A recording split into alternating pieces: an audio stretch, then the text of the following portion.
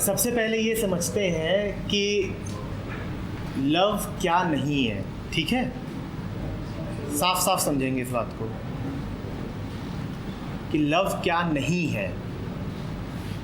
ये पक्का है ना कि जिसको तुम प्यार कहते हो या प्रेम, उसमें सामने वाले को नुकसान तो नहीं पहुंचाना चाहते, ये तो पक्का ही है। वहां से शुरुआत करें। तो प्रेम निर्भरता नहीं हो सकता, तुम किसी पे डिपेंडेंट हो, ये लव नहीं हो सकता, पहली बात। क्योंकि तुम जिस पर डिपेंडेंट हो तुम उसके प्रति वायलेंट हो ही जाओगे। ये बात समझ में आ रही है? मैं अगर तुम पर डिपेंडेंट हूं तो क्या मैं तुम्हें कभी छोड़ूंगा? तुम कहते रहोगे मुझे जाने दो मुझे जाने दो, पर मेरे स्वार्थ जुड़े हैं तुम्हारे साथ, मेरे इंटरेस्ट जुड़े हैं तुम्हारे साथ, मैं क्या तुम्हें जाने दूंगा? तो जहां कहीं डिपेंडेंसी देखो वहां लव नहीं हो सकता। अगर कोई किसी पर पैसे के लिए डिपेंडेंट है या इमोशनल सपोर्ट के लिए डिपेंडेंट है या सोशल स्टेटस के लिए डिपेंडेंट है तो लव नहीं हो सकता। ये तो समझ में आ रहा है? क्योंकि जहां कहीं डिपेंडेंस है वहां तुम सामने वाले को नुकसान पहुंचाओगे ही पहुंचाओगे। जहां भी डिपेंडेंस है, ऐसा लग सकता है कि तुम उसकी मदद करना चाहते हो, पर मदद तब भी नहीं करोगे। तुम उसकी मदद बस इतनी करोगे कि वो तुम्हारी मदद करता रहे। I am dependent on a hen for eggs. So what do? I feed the hen daily. Now do I love the hen? Do I love the hen? It's just that I don't have any other supply of eggs for omelette. I'm dependent. So first thing, love is not dependency. Only two greatly independent people can love. Second thing, love is not possessiveness. Objects are possessed. Material objects can be possessed. But when you want to possess a person, it is a crime. When you tell somebody that you belong to me and nobody else, it is a crime. Are you getting it? तो जहाँ कहीं dependency देखो, जहाँ positiveness देखो, वहाँ समझ जाओ कि ये तो लव नहीं हो सकता। तीसरी बात हमने अटैचमेंट की करी। जहाँ अटैचमेंट देखो कि मेरी आइडेंटिटी ही तुमसे आ रही है, वो भी लव नहीं हो सकता।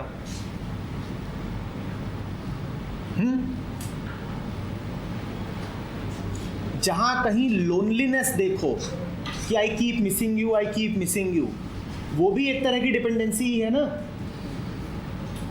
तो वो भी प्यार नहीं हो सकता। जहाँ कहीं ये सब देखते जाओ वहाँ स्ट्राइक आउट करते जाओ कि ये तो प्यार नहीं हो सकता, क्योंकि इसमें तो तुम सामने वाले को नुकसान ही पहुँचाओगे, वायलेंस ही करोगे, क्रूएल्टी है, ये लव नहीं है। यही ये कहना चाहते हो कि yes sir, love is cruel.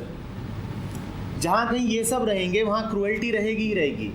इसी कारण तुम देखते हो कि प्यार के नाम पर कितनी सारी चीज़ें हो जाती हैं। The father keeps claiming for 20 years that I love my daughter, but the daughter wants to marry someone of her choice, the daughter is killed and it is called honor killing. अब अड़ोसी पड़ोसी नहीं मारने आते हैं, बाप ही मार रहा है। और ये वही बाप है जो 20 साल तक दावा करता रहा कि बेटी से प्यार है। प्यार नहीं था, पॉजेसिवनेस थी। मेरी बेटी है ना, इसलिए प्यार है, मेरी है और मेरी चीज़ है। मेरी चीज़ मेरी अनुमति के बिना किसी और से शादी कैसे कर रही है? बहुत गुस्सा आएगा और फिर तुम उसे मार डालोगे। क्रूएल्टी। वो लव कभी था ही नहीं, वो सिर्फ क्रूएल्टी थी, लग रहा था लव, उसमें कोई लव कभी था नहीं। तू मेरी मर्जी से कैरियर चुन, तू मेरी मर्जी के कपड़े पहन, तू मेरी मर्जी से आ जा। अब दिखाई दे रहा है ये सब लव नहीं हो सकता। दिखाई दे रहा है यहां पर सिर्फ मालकियत की बात है कि तू मेरा है, तू मेरा है, तू मेरा है। जहां पे कहीं ये मेरे का भाव है वहां पर प्यार नहीं हो सकता। अभी हम यही देख रहे हैं कि प्यार क्या नहीं हो सकता।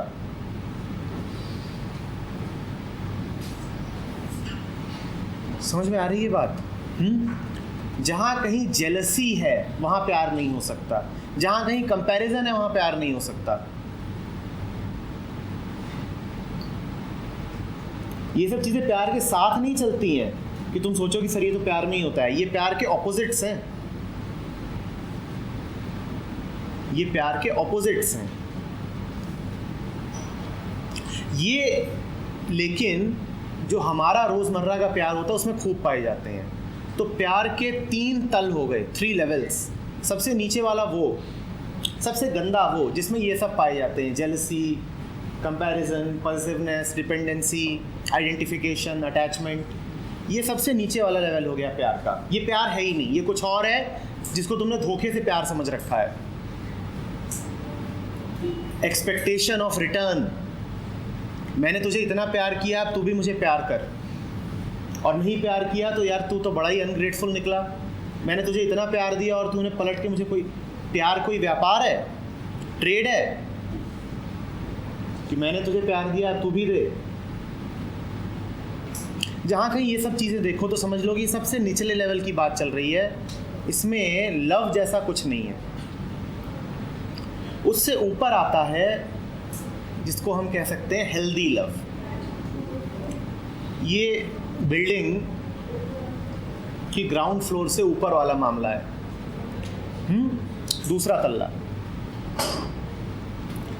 इसमें तुम अपने से ज़्यादा दूसरे के लिए, जिसमें तुम अपने से ज़्यादा दूसरे का हित ध्यान में रखते हो। अपने आप को नुकसान पहुंच भी सकता है। तुमको अच्छे से पता है कि मेरा नुकसान कुछ होगा नहीं, इसीलिए जो दूसरा तल है इस पे कमज़ोर आदमी नहीं आ सकता। जो पहला लेवल है प्यार का, उस पे सब कमज़ोर लोग बैठे होते हैं, डरे हुए। ये जो दूसरा तल है इस पे थोड़ा मजबूत आदमी बैठता है। ये कहता है कि मेरा इंटरेस्ट मैटर नहीं करता, सामने वाले का भला होना चाहिए। The welfare, the well being of the other one becomes more important to you then your own welfare. Then it is the second level of love. ये दूसरा तल है प्रेम का। बात समझ रहे हो? तुम कहते हो कि यार ठीक है, मुझे अच्छा नहीं लग रहा, पर इसका फ़ायदा होना है तो होने दो। मुझसे दूर जाता है, उसी में अगर इसकी खुशी है तो कोई बात नहीं। और अगर उस बंदे को पता है कि वहाँ जाने से उसका नुकसान है, वो मना कर रहा है उसको, फिर देखो नुकसान है, ये बात क्या मुझे पक्की है, क्या मैं समझ रहा हूँ? इसीलिए मैंने कहा दूसरे तल पे बड़ा मजबूत आदमी आएगा, और मजबूती से मेरा मतलब है समझदार आदमी। एक आदमी को दूसरी ज़िंदगी के नफ़े नुकसान कितना पता हो सकते हैं। बच्चे को तुम कह सकते हो कि हाँ तू बिजली के सॉकेट में उंगली डाल देगा तो तेरा नुकसान है, पर 18 साल, 20 साल, 25, 30 साल के इंसान का क्या नुकसान है, क्या फ़ायदा, ये उसी को निर्धारित करने देना चाहिए। अगर आप 20 साल के हैं तो आपका सबसे बड़ा नुकसान इस बात में है कि कोई और आपके लिए निर्णय ले, कोई और आपको बताए कि आपका क्या नुकसान है। वो आपका सबसे बड़ा नुकसान है, उससे बड़ा कोई नुकसान नहीं हो सकता। तो ये जो दूसरा तल होता है हेल्दी लव का, इसमें आप अपने आप को थोड़ा पीछे छोड़ देते हो, सामने वाले की ज़्यादा परवाह करते हो।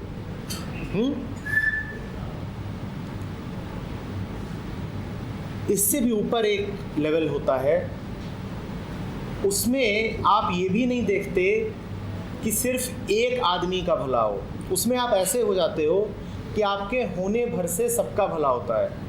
Your very presence is beneficial to everybody. आप उसमें ये चुनाव भी नहीं करते कि मुझे बस इसकी वेलफेयर करनी है, इसका हित देखना है। आप जहाँ होते हो, आपके होने भर से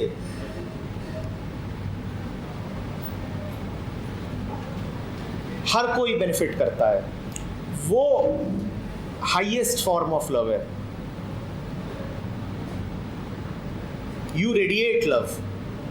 You are so full of understanding and joy that wherever you go, there is a climate of joy and understanding, and everybody benefits. Like a sun, जैसे सूरज जहाँ कहीं हो तो उससे सबको रोशनी मिलती है. जैसे सूरज जहाँ कहीं हो तो सबको रोशनी देता है. ये जो तीसरे प्रकार का प्रेम है ये वैसा हो जाता है. इस तीसरे की तो अभी सोचो ही नहीं. इस तीसरे की बात करने से कोई फ़ायदा नहीं है. अभी दूसरे को देखो कि दूसरा क्या है. दूसरे पर ही आ जाओ. पहले से फ्रीडम मिल जाए यही बहुत बड़ी बात है, जिसमें एक्सपेक्टेशन ना रहे, शर्तें ना रहें. जहाँ कहीं देखो कि शर्तें लगाई जा रही हैं कि तुम मेरे हो, अगर तुम ये शर्तें पूरी करते हो तो समझ जाना कि ये प्यार नहीं है. जहाँ कहीं उम्मीदें हैं कि बेटा हमने तुम्हें पाल पोस के बड़ा किया है, अब तुम ये सब रिटर्न्स लेके आओ घर पे, तो समझ जाना कि ये प्यार नहीं है. जहाँ अटैचमेंट हो, डिपेंडेंसी हो, जेलसी हो, समझ जाना कि ये प्यार नहीं है, ये कुछ और ही मामला चल रहा है. थोड़ा सा बुरा लग सकता है पर लगने दो, अच्छा है.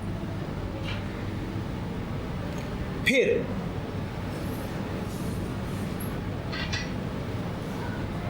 मैंने कहा था कि प्यार बेशर्त होता है, वो रेसिप्रोसिटी नहीं मांगता. वो ये नहीं कहता कि मैं दे रहा हूँ तो मुझे मिलना भी चाहिए. वो अपने आप में ही इतना पूरा होता है कि उसको वापस लेने की चाह नहीं होती. वो कहता है ठीक है, मैं देने में ही खुश हूँ, मैं देने में ही खुश हूँ. वो वन साइडेड होता है. जो असली लव होता है वो हमेशा वन साइडेड होता है.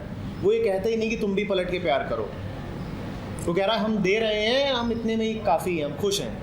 हम कोई भिखारी हैं कि तुम हमें रिटर्न दोगे तब हमें खुशी मिलेगी. तो तुम्हें पता चल भी जाए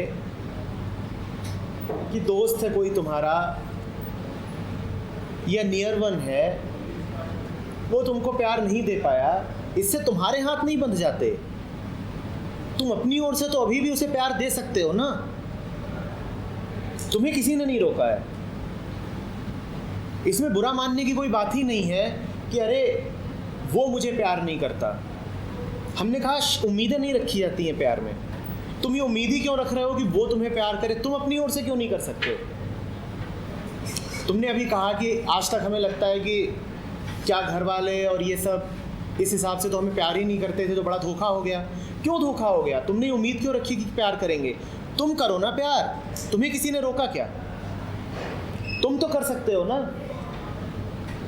पर तुम तभी कर पाओगे जब तुम में कर पाने की काबिलियत हो.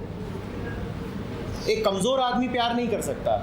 एक डरा हुआ सहमा हुआ आदमी प्यार नहीं कर सकता. वो बस जेलसी कर सकता है. डर से निकलती है जेलसी, गहरे डर से. तुम मजबूत बनो, तुम प्यार दो, उसमें क्या दिक्कत है तुमको? तुम मांग क्यों रहे हो? सर जैसे कि एक चीज का ठीक है कि सामने वाले बंदे को प्यार की वैल्यू नहीं है, वो टेकन फॉर ग्रांटेड ले रहा है. हाँ. अब सर मैं आ रहा हूं, तब क्या किया? तब फिर डिस्टेंस भी ठीक है. वो बेटा और करेगा क्या? मान लो तुम दे रहे हो कुछ, मैं तुम्हें कुछ दे रहा हूँ, तुम में से कई लोगों को उसकी कोई वैल्यू नहीं है, तो मैं क्या करूँ? मैं बोलना बंद कर दूँ? मैं बोलना बंद कर दूँ? और मैं बहुत ज़्यादा तुम पे नाराज़ भी नहीं हो सकता, क्योंकि अभी तुमको कुछ समझ आ ही नहीं रहा ना. जितना तुम्हें समझ में आ रहा है उतनी तुम मेरी कदर कर रहे हो. जितना तुम्हें समझ में आ रहा है उतनी तुम मेरी कदर कर रहे हो. तुम्हारे प्यार की कोई उतनी ही कदर करेगा जितनी उसकी समझ होगी. अब वो बेचारा करे क्या अगर उसको अभी समझ ही नहीं है? तो उस पर नाराज़ होने की ज़रूरत नहीं है. उस पर नाराज़ होने की ज़रूरत नहीं है. तुम दिए जाओ. ना समझ है क्या कर सकता है? ये उम्मीद मत रखना कि उससे तुम्हें कुछ मिल जाएगा. बस ये मत रखना उम्मीद.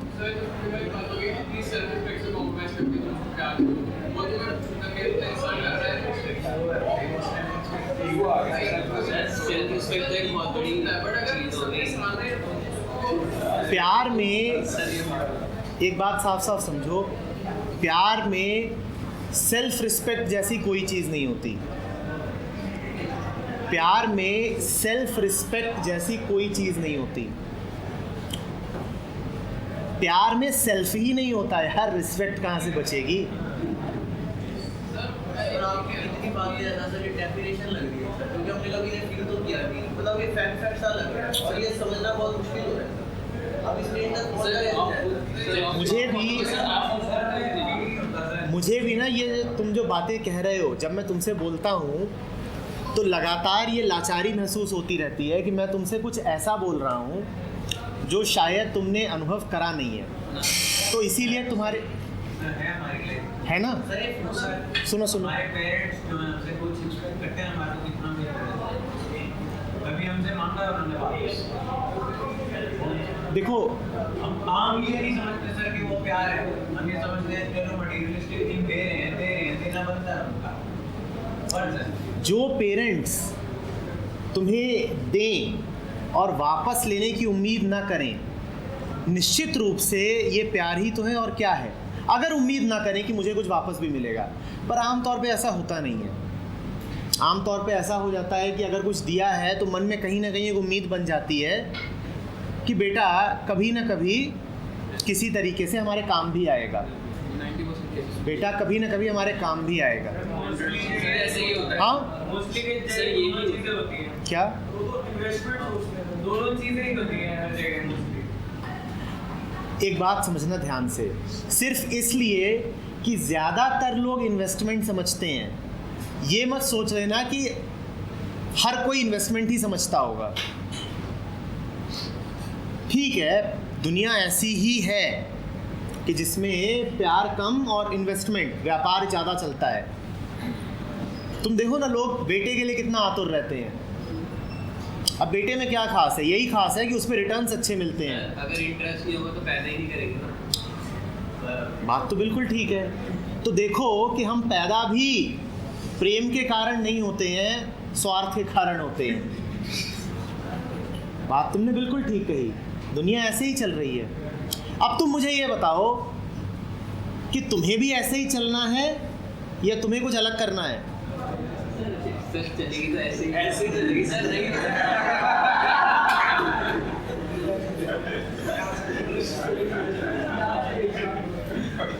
बात तुम्हारी बिल्कुल ठीक है, दुनिया तो ऐसे ही चल रही है, पर तुम्हारे सामने अभी रास्ता है दूसरा। तुम बता दो तुम्हें कैसे चलना है। चलने को तैयार। हाँ, अरे फर्क नहीं पड़ता, एक जिंदगी है अपनी, उसको कैसे जी रहा हूँ इससे फर्क नहीं पड़ेगा। दूसरा रास्ता समझ नहीं आ रहा है।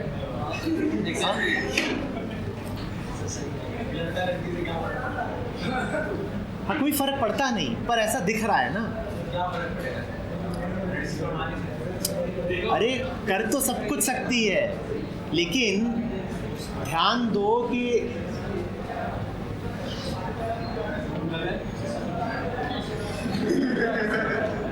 पहले तो कंट्रोल नहीं, उसका सहम कैसे आते हो, जैसे मैं देखता हूँ।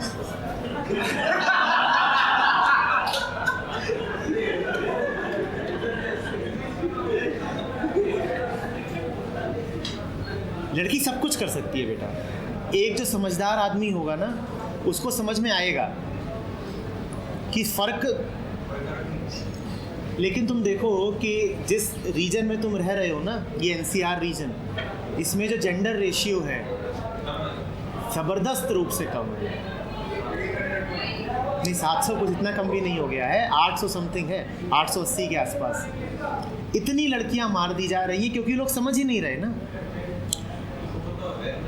हाँ, वही अवेयरनेस। बिना अवेयरनेस के प्रेम नहीं हो सकता। हमने कहा था ना, जहाँ अंडरस्टैंडिंग नहीं है वहाँ लव नहीं हो सकता। सर हम चलना चाहें तो भी चल सकते हैं, चल सकते हो। आसपास का जो एटमॉस्फेयर है वो हमारे अकॉर्डिंग नहीं चल रहा है। अरे भाई, तुम चाहकर भी नहीं कैसे हो ये थोड़ी दुनिया निर्धारित कर देगी। तुम यहाँ बैठे हो, अब इसका मैं क्या करूँ, तुम मुझे बता दो। दरवाज़ा भी बहुत दूर है, खिड़की बिल्कुल पास है।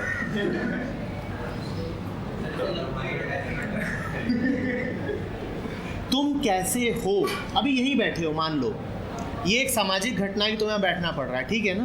तुम्हारा एक स्लॉट कर दिया जाता है, उसमें एक अटेंडेंस लगती है, एक टाइम सब्जेक्ट चल रहा है, तो तुम्हें आगे बैठना है। पर तुम यहाँ आकर बैठकर क्या कर रहे हो, ये तो तुम्हारे हाथ में है कि नहीं है, या ये भी किसी और के बस में है। ज़िंदगी पूरी तरह अपनी ही होती है। ये मत कहो कि जब पूरी दुनिया ही ऐसे चल रही है तो हमें भी ऐसे ही चलना पड़ेगा, ऐसा बिल्कुल भी नहीं है। और अगर ऐसा है तो ये बड़े अफसोस की बात है कि तुम जवान लोग हो, अभी ज़िंदगी शुरू कर रहे हो और अभी से हार मान रखी है। एक बार दो बार लड़ तो लो, उसके बाद फिर देखो क्या होता है। तुमने तो लड़ाई शुरू होने से पहले ही हथियार डाल दिए हैं। कितने कमज़ोर हो, क्या इतनी कमज़ोरी है? हाँ, ऐसा तो नहीं है। ऐसी लड़ाई लड़ने जा रहे हैं जिसको कोई एक्सेप्ट नहीं करेगा। अरे भाई, जिस कोई की बात कर रहे हो उसी का भला है अगर तुम ये लड़ाई लड़ो, उसी का भला है अगर तुम ये लड़ाई लड़ो। It's worth it. समझ रहे हो?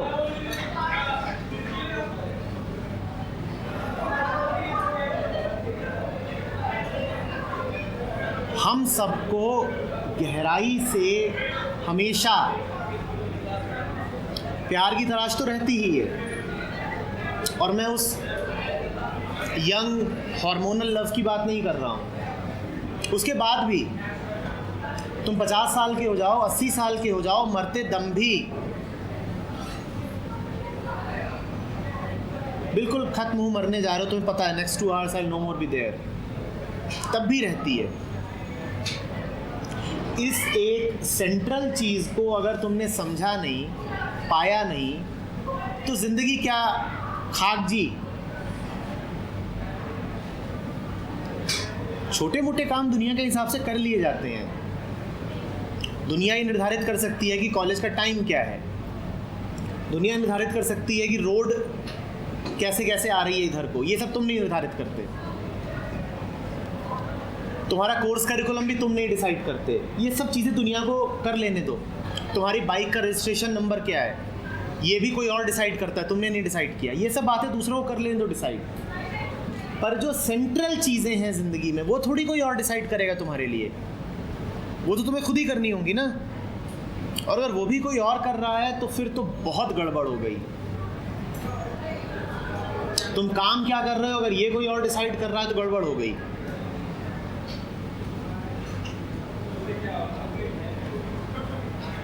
समझ रहे हो?